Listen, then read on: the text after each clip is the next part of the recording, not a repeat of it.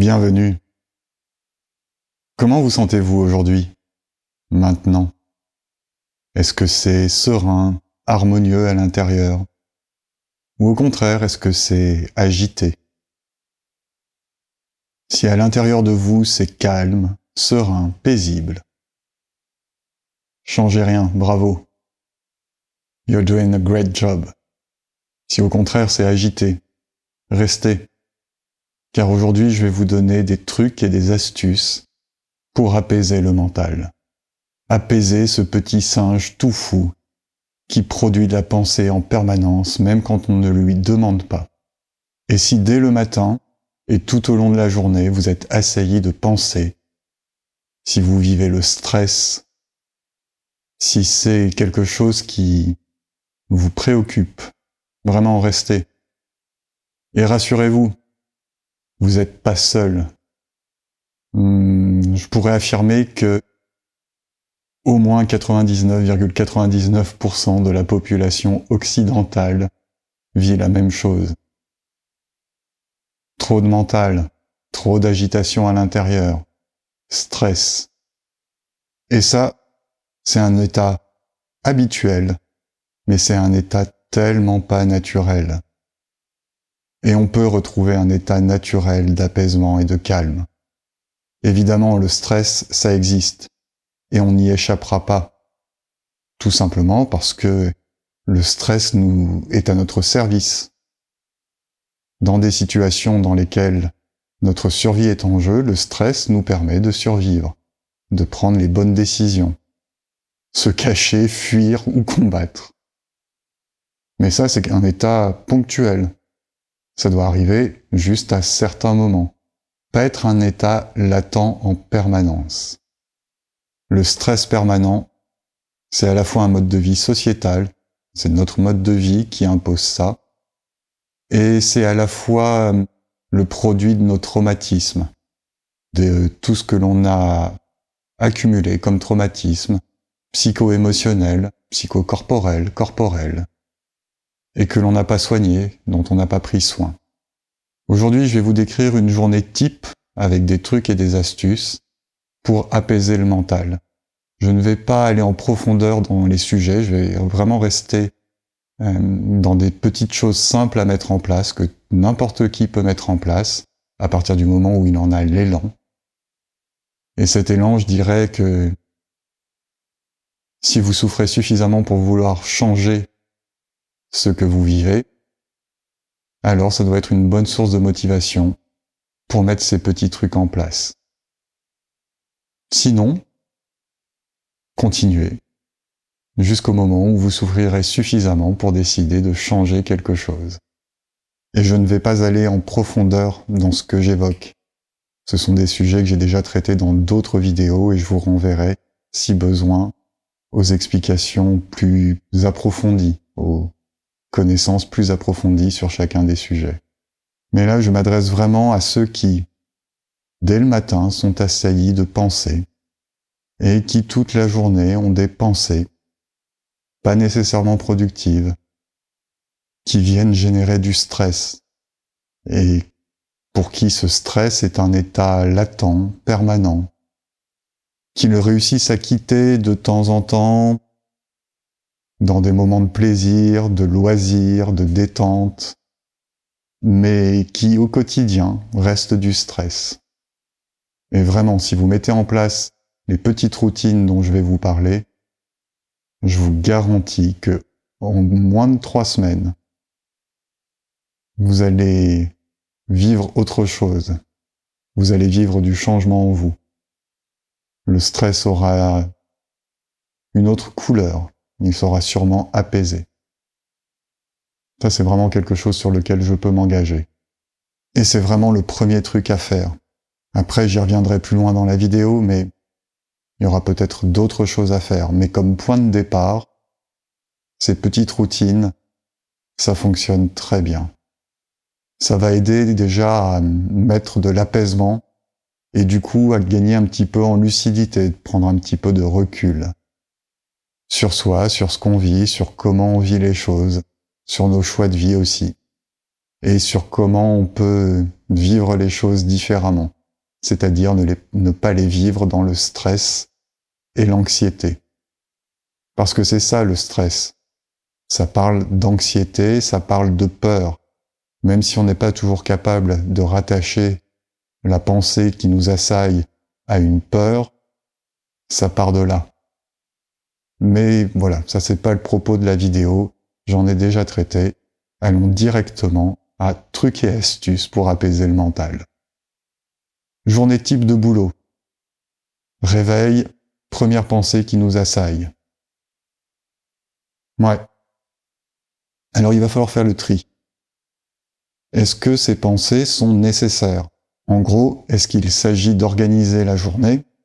Auquel cas, c'est des pensées pragmatiques et elles sont tout à fait nécessaires. Comment je m'habille pour aller au boulot, pour ce rendez-vous? Quel cadeau je vais prévoir pour la soirée, pour le dîner auquel je suis invité ce soir? Comment je m'organise pour aller chercher les enfants à l'école? Tout ça, c'est des pensées OK, parce que elles permettent une organisation pragmatique et on va pouvoir y apporter une réponse tout de suite. Par contre, les pensées du type « Comment je vais mener à bien ce projet? Est-ce que mon rendez-vous professionnel va bien se passer? Est-ce que je vais assurer? Est-ce que ce projet va aboutir? Est-ce que je vais trouver une place pour me garer en allant au boulot ?» Tout ça, c'est des pensées improductives.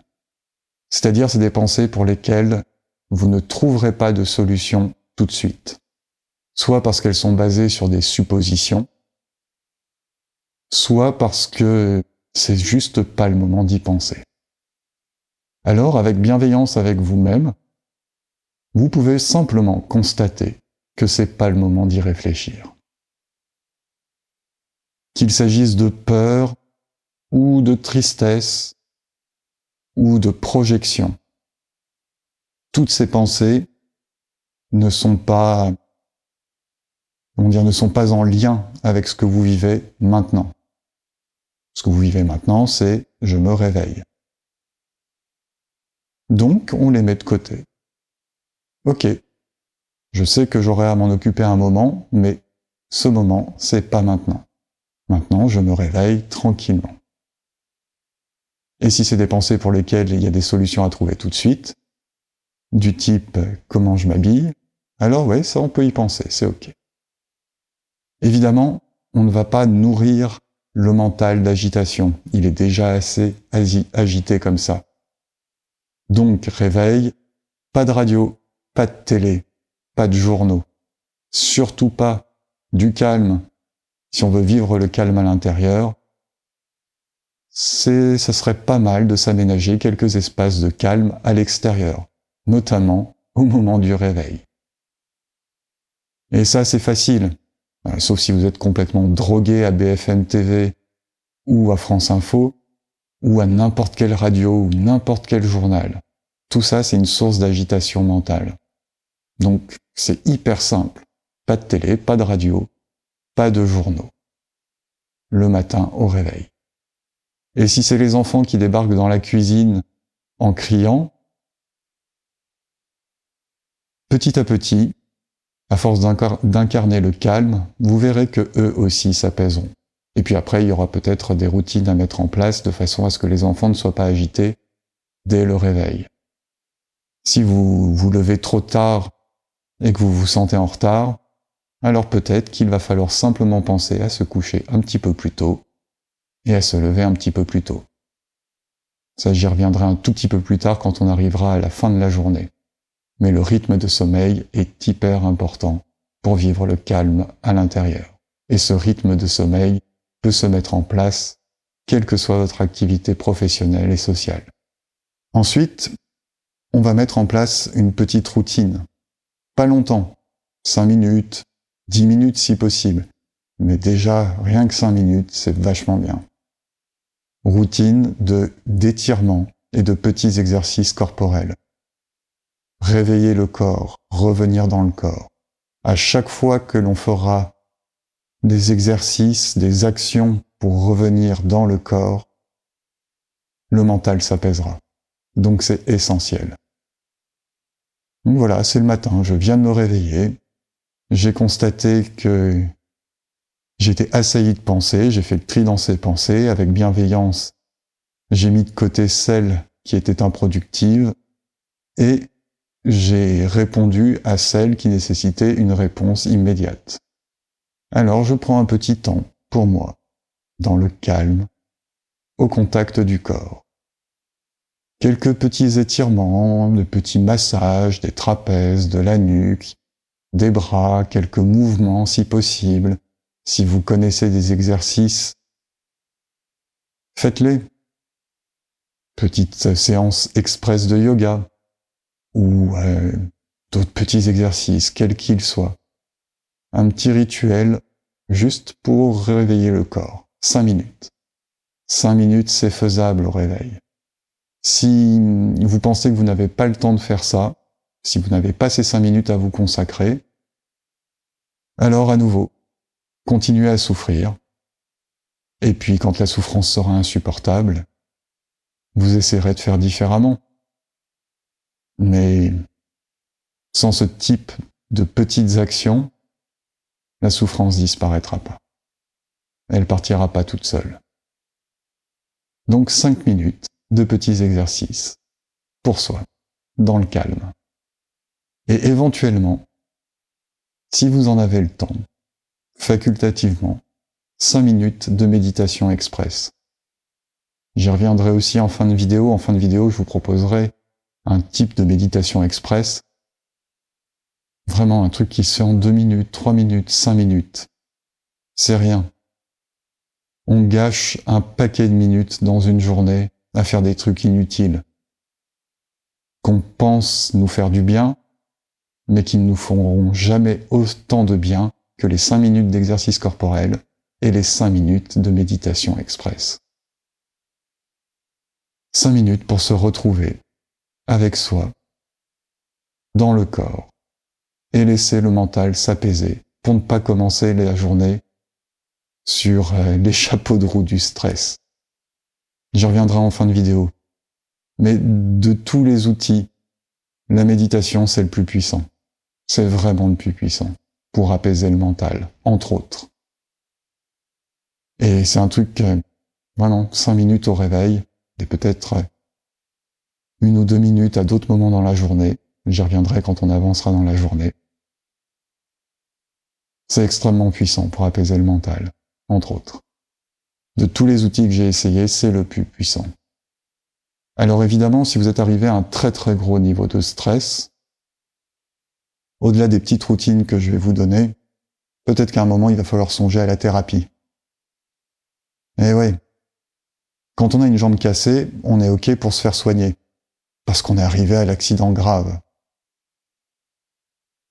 Si vous vivez le stress toute la journée, c'est comme une jambe cassée. Vous en êtes à l'accident grave. Et si vous en arrivez au burn-out, et que vous croyez que l'accident grave c'est le burn-out, en fait le burn-out c'est beaucoup plus grave que l'accident grave. C'est le moment où vous êtes en stade de réanimation. Ça peut valoir le coup de s'épargner ça, de s'épargner d'aller à la réanimation. Mais si vous vivez le stress toute la journée, c'est un état déjà pathologique. Pas facile à entendre. Je sais, je suis désolé. Mais il vaut mieux en prendre conscience pour agir tout de suite, qu'attendre en espérant que ça se résolve tout seul. Ou je m'en occuperai plus tard, dans 6 mois, dans 1 an, ou pendant les vacances, je prendrai du temps pour moi. Tout ça, ça marche pas. Vous l'avez déjà essayé, ça marchait pas jusqu'à présent, et ça marchera pas en essayant toujours la même chose. Donc éventuellement, oui, consultez un thérapeute. Ça va aider. Après, petit à petit, vous pourrez acquérir des outils pour vous décharger du stress, réparer vos blessures, nourrir vos besoins, guérir vos traumatismes tout seul, bien sûr.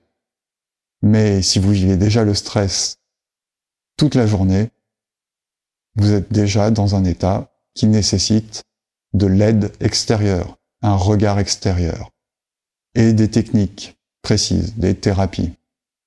Quelle que soit la thérapie, vous allez vers ce qui vous appelle, ce dont vous avez entendu parler, les recommandations qu'on a pu vous faire, la vie placera exactement ce dont vous avez besoin sur votre chemin, à partir du moment où vous avez l'élan de contacter ce besoin.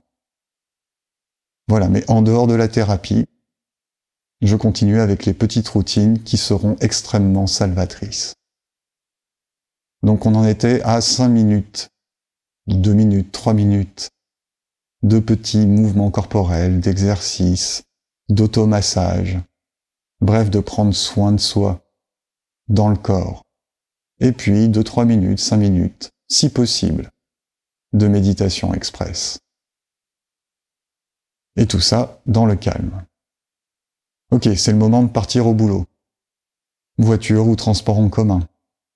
Eh bien, voiture, évidemment, pas de radio. On est à ce que l'on fait, à ce qui se passe maintenant, on conduit. Et évidemment, c'est pas le moment de réfléchir au projet ou au travail que l'on va faire une fois qu'on sera arrivé au boulot. C'est pas le moment, on est en train de conduire. La réflexion risque d'être improductive. Et si elle est improductive, vous avez doublement perdu votre temps. C'est-à-dire que vous n'avez pas fait avancer le projet et vous n'avez pas pris soin de vous. Double perte de temps. Donc autant se consacrer à conduire, observer le paysage et conduire lentement, calmement. Évidemment, si on conduit vite, on met de l'agitation mentale. Ça va pas nous aider à nous apaiser. Et si vraiment il y a un coup de fil urgent à passer ou un truc urgent sur lequel réfléchir, ok. Attendez la moitié du trajet pour vous en occuper. Si le trajet dure une demi-heure, par exemple, passez d'abord un quart d'heure à être présent, simplement à la conduite, à observer le paysage ou les autres voitures ou les gens dans les voitures, ça n'a aucune importance. Être dans la contemplation, mais dans le calme. Et puis, à la moitié du trajet, effectivement, vous pouvez passer le coup de fil ou commencer à réfléchir au projet. Et cette réflexion et ce coup de fil seront beaucoup plus productifs parce que dans un premier temps, vous serez centré en vous. Vous vous serez donc donné les moyens d'une réflexion apaisée, productive et performante. Ensuite, on arrive au boulot et on commence à bosser. La routine à mettre en place, c'est toutes les heures, 2 minutes ou 1 minute de pleine conscience. C'est-à-dire que toutes les heures, vous pouvez mettre un réveil, par exemple, un petit gong qui vous rappelle que dès que le coup de fil en cours sera fini ou dès que la tâche en cours sera finie, vous vous arrêtez pendant 1 minute pour cesser de penser et être juste présent à vous. Cette présence à vous, elle peut se faire à nouveau par une méditation express, qu'on verra en fin de vidéo, ou simplement se délasser, s'étirer, marcher un petit peu, observer, ou être dans la gratitude, c'est-à-dire se poser la question « Qu'est-ce qu'il y a dans ma vie dont je puisse être remerciant ?» Et y penser, et simplement se dire « Ouais, ok, j'ai la chance par exemple d'être en bonne santé, ou j'ai la chance d'avoir un job qui me plaît, ou j'ai la chance d'avoir des revenus qui me permettent de mener à bien des projets, des loisirs, des vacances qui me plaisent. J'ai la chance d'avoir un conjoint ou une conjointe que j'aime et qui m'aime. J'ai la chance d'avoir des beaux enfants. J'ai la chance, voilà, ce qui vous passe par l'esprit, ce pourquoi vous pouvez être en état de gratitude. Prenez cette conscience et juste remerciez. Vous verrez que ça apaise le mental de se mettre dans cet état d'esprit. Donc 1 ou 2 minutes, toutes les heures. Allez, on va dire 1 minute toutes les heures, ou 2 minutes toutes les 2 heures si vous ne pouvez pas vous arrêter toutes les heures. Et à nouveau, si vous ne pouvez pas prendre ce temps-là dans une journée de travail, c'est soit que vous ne souffrez pas assez pour avoir envie de prendre ce temps-là, soit que vous êtes mal organisé dans le boulot, soit effectivement qu'il y a beaucoup trop de choses à faire. Et là, ça parle à nouveau d'organisation. Alors je vais pas entrer dans le détail parce que c'est pas le propos de cette vidéo et je ferai probablement des vidéos sur l'organisation au boulot, parce que ça fait aussi partie de mon métier. Aider les gens à trouver des modes d'organisation qui leur permettent d'être efficaces, performants et de dégager suffisamment de temps pour créer les conditions de cette efficacité et de cette performance. Mais bon, là, c'est pas le sujet. Mais 2 minutes toutes les 2 heures, c'est jouable. Et puis, tout au long de la journée, si des pensées jaillissent, des préoccupations sur ce qu'il y a à faire, la quantité de travail à faire, le prochain rendez-vous, observez à chaque fois que ces pensées viennent si vous devez les traiter maintenant ou pas, si elles sont productives ou pas. Est-ce que l'anxiété que j'ai pour le prochain rendez-vous va me permettre de mener à bien ce rendez-vous? Ou est-ce que c'est juste une peur et que jusqu'à présent je suis pas mort dans les rendez-vous professionnels, parfois j'ai merdé, parfois j'ai réussi. Et en tout cas, avoir été stressé ou anxieux avant le rendez-vous ne m'a jamais permis de mener à bien le rendez-vous. Ok, donc je mets la pensée de côté, avec bienveillance envers moi-même. C'est ok d'être stressé et anxieux pour un rendez-vous. Et à partir du moment où on en prend conscience, ça s'apaise.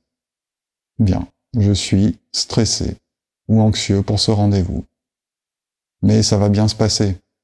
Et même si ça se passe mal, c'est pas le stress et l'angoisse qui vont m'en prémunir, qui vont me prémunir de ce que cela se passe mal. Et puis il n'y a pas de raison que ça se passe mal. J'ai confiance en moi. J'ai confiance en ma capacité à mener correctement le rendez-vous. C'est encore un autre sujet, je vous invite à regarder les vidéos que j'ai faites sur ce sujet, sur la confiance, les peurs, le stress. Voilà, mais à tout moment de la journée, faire le tri entre les pensées qui amènent une réponse, qui demandent une réponse immédiate et productive, type organisation ou résoudre un problème, et les pensées qui reviennent sans qu'elles puissent produire, même après réflexion, de résultats, de décisions. Toutes celles-là, on les met de côté. Avec bienveillance. Ok, je m'en occuperai quand ce sera le moment où cette pensée est parfaitement improductive, je la mets de côté. Les pensées improductives, elles sont souvent d'ailleurs basées sur des suppositions. À partir du moment où vous vous rendez compte que vous faites une supposition dans une pensée, dans une réflexion, et que cette supposition n'est pas une hypothèse de travail avec une probabilité attenante, alors mettez ça de côté. Parce que tout raisonnement basé sur une supposition est un raisonnement improductif. C'est du vent. Si la supposition n'est pas vérifiée, tout le raisonnement s'effondre. Et les suppositions sont rarement vérifiées, sauf si c'est des hypothèses avec une probabilité suffisamment fiable. De même, si la pensée est basée sur une peur, on la met de côté. Et puis on ira traiter la peur en thérapie. Parce que là aussi, c'est complètement improductif. Si la pensée est basée sur l'ego, c'est-à-dire je prends personnellement quelque chose qui m'a été dit ou une situation que je suis en train de vivre, on dégage. Et pour les suppositions comme pour les affaires personnelles, je vous renvoie aussi aux vidéos que j'ai déjà faites sur le sujet. Chacun est dans son histoire, donc quand l'autre vous dit quelque chose sur vous, c'est son histoire à lui. Ça vous concerne pas. Même si ça s'adresse à vous et que ça parle de vous. Ça vous concerne pas. Donc si la pensée, le stress, l'anxiété tournent autour d'un ego blessé, blessé par une parole, par une situation, on dégage. Parce qu'on est conscient, on prend conscience que ça ne parle pas de nous, qu'on n'est pas responsable de ce que dit l'autre ou de la situation. Et si on est responsable de la situation, on réfléchit simplement à comment on va pouvoir changer la situation. Mais j'entrerai pas plus dans le détail dans cette vidéo. Je vous renvoie à nouveau vers les vidéos que j'ai déjà faites sur le sujet. Parce que tout ça, ça parle de la même chose. Ça parle de reprendre le contrôle sur le mental. Et reprendre le contrôle, c'est pas une lutte.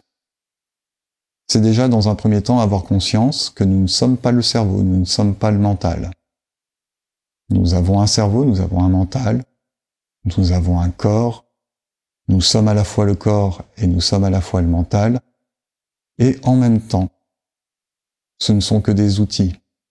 Nous sommes. Point. Nous ne sommes pas notre mental, nous ne sommes pas notre ego, nous ne sommes pas notre personnalité, nous ne sommes pas notre corps. Nous sommes. Je vais reprendre une image que je prends souvent. Est-ce que vous vous laisseriez conduire n'importe où, dans n'importe quelle condition, par votre voiture? C'est-à-dire, en gros, vous vous asseyez à la place du passager et puis la voiture fait tout le reste. Elle choisit où elle vous emmène et comment elle vous y emmène. Par quelle route, par quel chemin, à quelle vitesse, dans quelles conditions. Vous voulez pas de ça. Ça n'a pas de sens. Vous vous asseyez derrière le volant de la voiture, c'est vous qui choisissez où vous allez et comment vous y allez. Et le cerveau, c'est pareil. Nous ne sommes pas le cerveau c'est un outil à notre disposition. Donc il s'agit d'en reprendre le contrôle, de passer de la place du passager à celle du conducteur. Et c'est pas une lutte. Si vous vous mettez devant la voiture pour lui interdire d'avancer ou d'aller là où elle veut, ça va pas bien se passer. Par contre, si vous en prenez les commandes, sereinement, fermement, là, ça va être OK. Et le cerveau, c'est vraiment la même chose. Nous ne sommes pas le cerveau. Alors là aussi, je vous renvoie aux vidéos que j'ai déjà faites sur le sujet. Je ne vais pas entrer plus en détail sur cette compréhension-là. Mais c'est comme ça. Nous ne sommes pas le cerveau, nous ne sommes pas le corps. Ce sont des outils à notre disposition. Donc servons-nous-en comme des outils. Habitons-les en étant maîtres. Continuons le déroulé de la journée. Arrive le repas. À nouveau, on va éviter de nourrir le mental d'agitation. Donc un repas, si possible, au calme. À nouveau, pas de télé, pas de radio, pas de journaux. On essaye de se concentrer sur ce qu'on est en train de faire, c'est-à-dire manger. Et évidemment, pas de discussion polémique au repas. Et si possible, pas de discussion sur le boulot. Des discussions simples, de cœur à cœur, poser des questions sur nos interlocuteurs, savoir ce qu'ils vivent, leurs loisirs, leurs envies. Ça nourrit bien, et c'est apaisant. Les discussions polémiques, ça va entretenir l'agitation à l'intérieur. Pas moyen de se débarrasser du stress si on se nourrit de stress. La dernière décision politique, parler de la guerre en cours, du virus machin, enfin... Il y a tellement de sujets qui peuvent être des sources artificielles de préoccupation. Et on aime tellement bien s'en nourrir. Mais ça non, en fait. Hop, on dégage. Dès qu'on se rend compte qu'on arrive sur un terrain qui crée un petit peu d'agitation, on élimine. Ça nous parle aussi de faire attention à ce que l'on dit. Éviter tout au long de la journée, à midi, mais tout au long de la journée, de parler de choses qui peuvent créer de l'agitation, sauf si c'est nécessaire, évidemment, hein, si c'est en lien avec le boulot, par exemple, ça peut être nécessaire. Mais même quand c'est nécessaire, faire attention à comment on dit les choses et à ce que l'on dit. C'est-à-dire ne jamais dire de choses que l'on pourrait regretter, évidemment, ou qui peuvent générer des tensions inutiles. Très important d'avoir cette vigilance, et assez facile à faire. Donc nous sommes au moment du déjeuner, nous évitons les discussions polémiques. Et si c'est un rendez-vous ou si c'est un déjeuner pro, ok, très bien. Mais essayons de ne pas avoir que des déjeuners pro dans la semaine. Au moins avoir sur les 5 ou 6 jours de travail un repas un petit peu au calme. D'ailleurs, en dehors de certains boulots, le déjeuner pro est souvent assez inutile. C'est pas en mangeant qu'on fait du business. Quand on mange, on mange. Et même si c'est pour le business, il y a un truc qui fonctionne très bien. C'est à nouveau de vous intéresser à votre interlocuteur pendant le repas. avant de parler business. Passez par exemple la moitié ou les 3/4 du repas à vous intéresser à votre interlocuteur, à trouver des sujets de conversation sur lesquels vous avez des points communs, des passions communes. Ça sera beaucoup plus nourrissant pour vous, ça sera beaucoup plus nourrissant pour la relation, et ça permettra ensuite une discussion business beaucoup plus efficace. Si c'est un repas pendant lequel vous avez 208 points à voir avec votre interlocuteur et qu'il faut régler les 208 points avant le café, faites pas un repas, faites pas un déjeuner d'affaires. Prévoyez un rendez-vous à 14h. Ça sera beaucoup plus efficace. Parce que sinon, vous allez simplement vous intoxiquer en mangeant et vous risquez de pas obtenir des résultats satisfaisants dans cette relation business. Ok, le repas est fini, on revient au boulot. Prenons 2 minutes avant de commencer à travailler pour nous centrer. À nouveau, une méditation express ou un petit temps avec le corps, marcher, se masser, quelque chose qui vous fait du bien. Pas les réseaux sociaux, évidemment, c'est de l'agitation. Pas d'internet, évidemment, c'est de l'agitation. Pas de shopping, évidemment, c'est de l'agitation. Tout ça, c'est de l'agitation mentale. Un petit temps où vous êtes présent, ici, maintenant, avec vous-même. L'après-midi se déroule, on continue 1 minute toutes les heures ou 2 minutes toutes les 2 heures à faire ce même petit rituel, méditation express ou temps avec le corps. Arrive la fin de journée, on rentre à la maison. Les Américains disent que si à 18h vous n'avez pas fini le boulot que vous aviez à faire dans la journée, c'est que vous êtes mal organisé ou improductif. C'est pas complètement faux. Alors 18h, bon, c'est pas une heure fixe. Mais si vous devez rapporter du boulot à la maison, c'est qu'il y a un souci d'organisation. Alors évidemment, parfois, un soir, 2 soirs, peut-être 3 soirs par semaine, il y a du boulot à ramener à la maison. Ça doit pas être plus. Sinon, il y a vraiment des questions à se poser sur comment on travaille.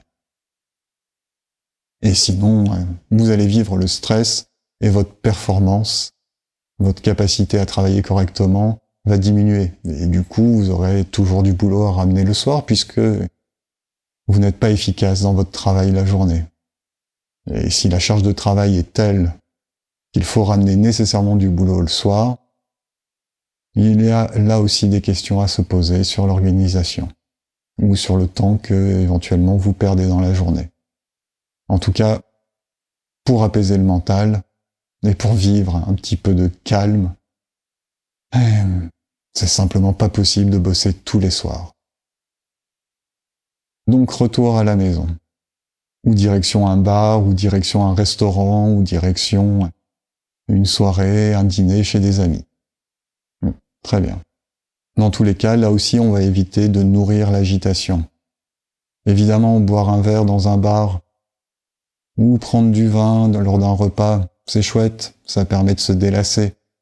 Quand ça devient une habitude, c'est une maigre compensation qui à la fois va nous poser des problèmes le lendemain, des problèmes d'énergie, de ressources, qui à la fois va nous donner l'illusion de nous détendre, et qui en même temps nous détend pas vraiment, quoi.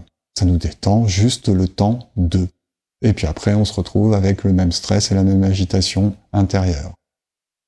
Donc pourquoi pas, de temps en temps, mais certainement pas systématiquement. Parce que ça nous, ça nous distrait. Mais cette distraction nous empêche de nous atteler frontalement au problème. Parce qu'encore une fois, si on vit le stress toute la journée, le soir, dès le réveil, bref, tout le temps, il y a un problème. Enfin, si on considère que c'est un problème. Si on est OK avec ça, très bien, tout va bien. Ça va créer à un moment de plus en plus de souffrance, voire de la maladie, mais si vous êtes OK avec ça, très bien. Si en revanche vous souhaitez vous en occuper, alors ça vaut le coup de faire attention quand même un tout petit peu à cette hygiène-là. Et si donc vous n'êtes pas sorti au resto, chez des amis ou dans un bar, et que vous rentrez chez vous, il y a évidemment les choses à faire, genre préparer le repas, les devoirs des enfants, ok. Mais tout ça dans le calme à nouveau. Pas de radio, pas de journaux, pas de BFM TV. Du calme. Dans tous les cas, après 20 heures, pas d'écran. Pas d'écran après 20 heures. Ouais. Comme pour les enfants. Enfin, les enfants, ça devrait être plus tôt. À la rigueur, 21 heures. Mais pas d'écran. C'est une source d'agitation tellement dingue.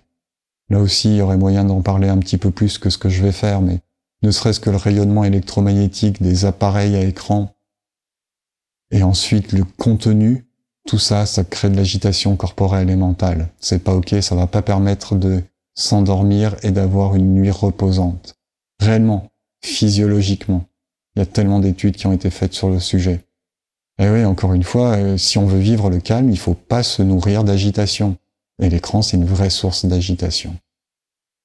Ouais, ok, à la rigueur, de la musique classique, une musique douce, ouais, pas forcément classique, hein, mais une musique qui ne générera pas des tensions. Pourquoi pas? Un bon bouquin, super. Mais pas d'écran après 21 heures. Ou à nouveau, 1, 2, allez, 3 fois par semaine, mais pas plus. Pas une habitude. Un plaisir, choisi. De temps en temps. Voilà, la journée est finie. Je pourrais vous donner plein d'autres trucs et astuces, mais là déjà, si je résume, ça fait suffisamment à mettre en place au début, et je vous assure que rien que ça va déjà porter ses fruits. Donc pas d'agitation au réveil, faire le tri entre les pensées productives et improductives, un petit temps pour soi, corporel, si possible un petit temps de méditation express. Lors du trajet, ah oui, j'ai parlé de la voiture, j'ai pas parlé des transports en commun. Bon, dans les transports en commun, c'est la même chose qu'en voiture. Je contemple, j'observe les gens, j'observe le paysage, ou j'observe ce que je suis en train de vivre. Mais ça sert à rien de réfléchir. Et si j'ai obligatoirement des trucs à réfléchir, alors j'attends la moitié du trajet pour commencer à y réfléchir, ou pour commencer à passer les coups de fil que je dois passer. Ensuite, 1 minute toutes les heures ou 2 minutes toutes les 2 heures, de pleine conscience, de petit temps pour moi, avec le corps, ou de méditation express. On va la faire là dans quelques instants.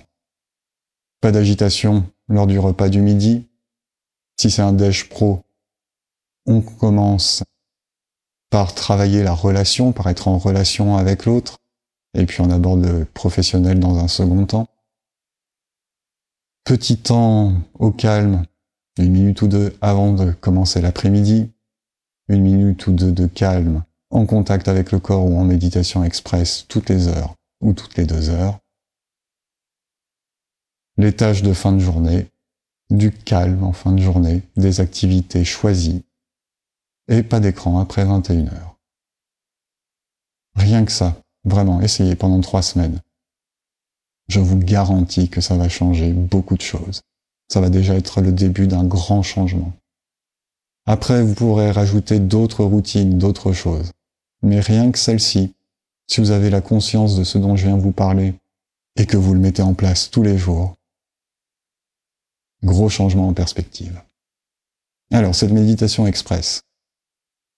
La méditation, je sais, hein, si vous connaissez pas, c'est un truc un peu abscon, qui fait pas forcément envie. J'ai déjà fait des vidéos qui traitent de méditation et qui montrent à quel point, en fait, c'est vraiment chouette. C'est chouette à vivre sur le moment et puis c'est chouette dans tout ce que ça apporte au quotidien et dans la vie et sur notre façon de vivre et de regarder les choses. Bref, c'est un outil tellement puissant, tellement efficace. Moi, tout ce que je vous décris, l'agitation, machin, je l'ai vécu, hein. Et j'ai essayé beaucoup de choses pour vivre autre chose que le stress quotidien et l'agitation. Les responsabilités, j'ai vécu, le boulot, les semaines de 80 heures de boulot, j'ai vécu, les gratifications, j'ai vécu ça aussi. Jusqu'au moment où je souffrais trop et qu'il fallait absolument changer ça. Et j'ai essayé beaucoup de choses. J'ai essayé des thérapies, j'ai essayé plein de petits trucs. Et ce que je vous donne là, c'est parce que vraiment je sais que ça marche. Non seulement pour l'avoir expérimenté moi-même, et puis ensuite pour l'avoir étudié, confronté avec des thérapeutes. Ça marche. Ces petites choses, ça marche très bien. Mais l'outil le plus puissant que j'ai rencontré sur mon parcours, c'est la méditation. Et c'est pour ça que j'essaye d'inciter à méditer. C'est pour ça aussi que j'enseigne la méditation. Parce que je sais que ça marche. Et puis je le vois sur les gens auxquels je transmets ça. Je l'ai déjà vu sur moi-même, je l'ai vu sur tous les gens avec qui j'ai appris ça, avec qui j'ai fait ça. Et je le vois sur tous les gens à qui je transmets, même ceux qui sont complètement hostiles à la méditation de premier abord. Bon, c'est vraiment un outil extrêmement puissant. Et là, la petite méditation express que je vous propose, elle est vraiment... il y en a plein des méditations express. Je vous en propose une parmi d'autres, parce que celle-là, elle est particulièrement simple à mettre en place et qu'elle est extrêmement puissante. Elle est complètement inspirée, complètement issue d'une méditation, d'une pratique de méditation qui s'appelle le Vipassana, une pratique indienne. Mais c'est quand même une méditation laïque que je vous propose. Alors tout simplement, pour cette méditation, de 1, 2 minutes, 3 minutes, 5 minutes, on n'a pas besoin de plus. On s'assied confortablement, le dos droit, si possible assis. Si vous préférez être allongé, ça marche aussi. Il n'y a pas besoin de s'asseoir en tailleur ou en lotus, assis le dos droit. Sur une chaise, un tabouret, pas dans un canapé. Le dos doit être dégagé et droit. On décolle la langue du palais. Et on va venir simplement se concentrer sur le bout des narines et observer l'air qui entre et qui sort des narines.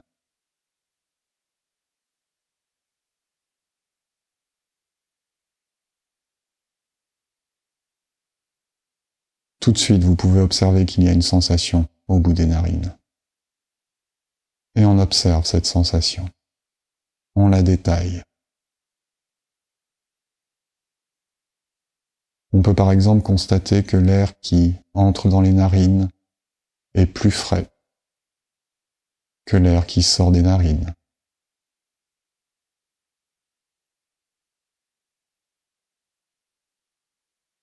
Et on observe. Et s'il y a des pensées qui surgissent, et que l'on se rend compte que l'on a suivi le fil des pensées, c'est ok. Simplement, avec bienveillance, on reporte notre attention sur le bout des narines et l'air qui entre et qui sort des narines, sans jugement sur soi-même, sans jugement pour avoir pensé.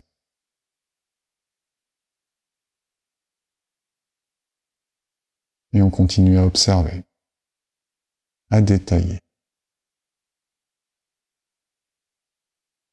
On peut observer la vitesse de l'air, par exemple.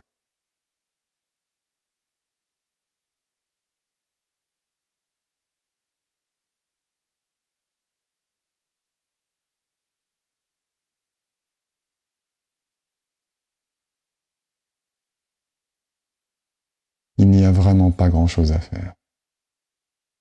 Il n'y a rien à faire si ce n'est observer l'air qui entre et qui sort des narines.